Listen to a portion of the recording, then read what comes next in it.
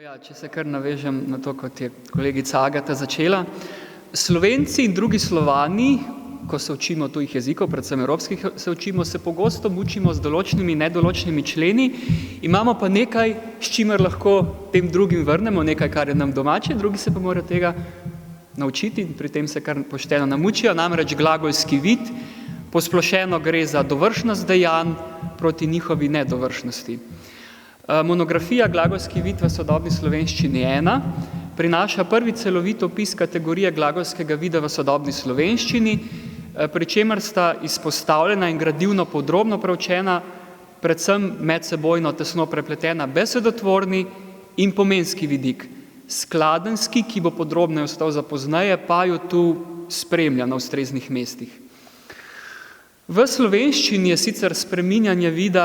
dovršnik v nedovršnik ali obratno, predvsem to prvo, pri prehajanju med različnimi situacijami v besedilu, ki so v monografiji poimenovana skladenska okolja, nekoliko manj izrazito kot na primer v ruščini, recimo, ko se dejanja ponavlja, nam ni zaradi tega treba še rabiti nedovršnika, se pravi, to je nekoliko manj izrazito, vendar pa tudi slovenščina kategorija vida kljub temu izrazito zaznamuje. Če damo primer SSKJ, ki je bil temeljno gradivo in je bil pregledan v celoti ročno, so bile ob veliki zbližanosti posameznih pomenov glagolov, seveda nasprotnega vida, en dovršni, drug nedovršni, se pravi, ko je zbližanost pomenska velika, so bile razlage v veliki večini usklajene tako, da se razlikujejo le v vidu. Za takšen odnos, in to v vsaj enem od pomenov glagolov nasprotnega vida, se pravi pri tem ujemanju, se v monografiji predlaga poimenovanje vidsko razmerje, katerega definicija je taka, da se pomenska razlika, to je v nekategorialnih pomenskih sestavinah, če smo natančnejši, bliža nič. Ni nič, leksikografsko, leksikološko je zelo tvegano govoriti, da je nič, tako kot ob polni sonimiji ali čem podobnem, ampak se bliža nič, limitira proti nič in zato kategorialna vidska izstopa. Posebej treba poudariti, zdaj pa če se osredotočimo nekoliko na besedotvorje, da se vidsko razmerje ne pojavlja samo v odnosu med glagolskimi sestavljankami in njihovimi izpeljankami, kot so bile prve definicije vidske parnosti, zato je tu vidsko razmerje, na primer med sestavljankami in njihovimi izpeljankami sestaviti, sestavljati, postaviti, postavljati, nastaviti, nastavljati, ker predponsko obrazilo povzroča pomenski premik in je zato izpeljanka nujna, če želimo pomen ohraniti. Se pravi, vidsko razmerje se ne pojavlja le tu, temveč tudi med nepredponskimi nedovršniki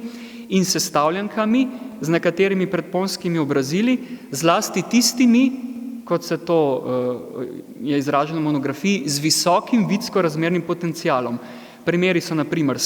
kuhati, skuhati, frizirati, sfrizirati, pa, če damo enega najsodobnejšega, hekati, skekati, kenslati, skenslati,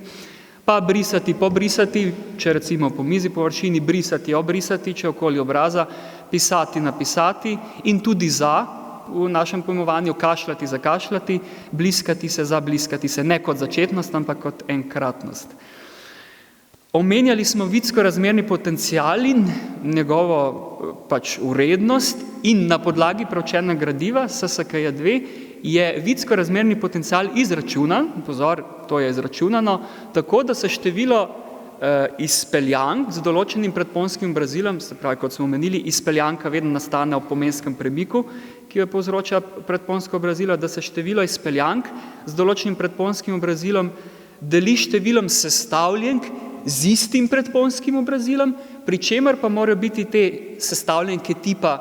kuhati, skuhati, se pravi, morajo vstopati v vidsko razmerje z nepredponskim nedovršnikom, kot smo kuhati, skuhati, peči, speči, frizirati, sfrizirati, napisati, glede napisati. In zdaj, če si predstavljamo ulomek, kot smo dobili zgoraj izpeljanke, spodaj te sestavljenke, če teh sestavljenk več, če so zelo izrazite, to pomeni, da vrednost ulomka pade pod 1 in vidsko razmerni potencial v tem primeru gre obratno sorazmerno, je visok. Treba pa je omeniti, da če si predstavljamo ta ulomek tudi pri najvišjih vrednostih vidsko razmernega potenciala, ta vrednost ulomka ne limitira proti nič. Zdaj, če takih izpeljank skoraj ne bi bilo, da predponsko obrazilo ne bi povzročilo pomenskega premika, bile bi pa samo tipa kuhati, skuhati, peči, speči bi bila vrednost imenovalca ogromna in bi ulomek limitiral proti nič, ampak to se ne dogaja. Še pri ZS in PO, ki ima ta vitsko razmerni potencial, tam, se pravi vrednost količnika 0,4 in 0,5, je to ta vrednost, ne gre proti nič.